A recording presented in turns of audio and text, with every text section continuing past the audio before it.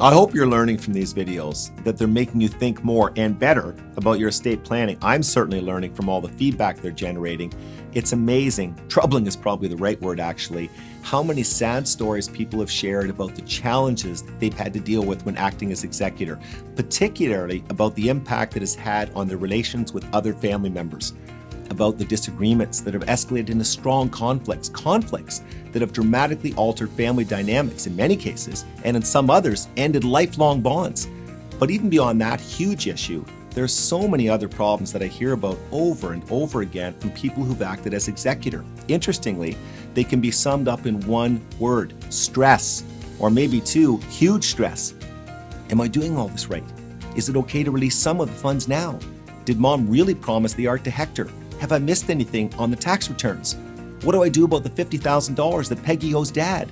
And a big one, how am I going to find time to do all this, to get to all these meetings? You hear that one especially from executors who don't live in the same city as the deceased. As I said in a previous video, being asked to be an executor is indeed an honor. It's a sign of trust and respect. But make no mistake, it's also a huge responsibility, a burden, a stress.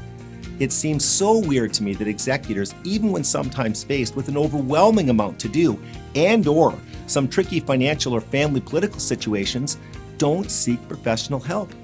Look, I've made it clear for decades now that for many Canadians, I believe it's wise to name a corporate executor to spare a loved one the stress and relationship risk. Good phrase, relationship risk. But if you do name an individual or individuals as executor, talk to them and give them permission, no heck, encourage them to get help from the experts anytime they think it's needed. If you are an executor, there's no shame in seeking guidance from people who do this for a living. In fact, it makes perfect sense, as remember, your charge here is to make sure the deceased wishes are carried out as well as is possible. It's not easy to do that with no experience and under stress and while still grieving. I promise there'll be more humor next video.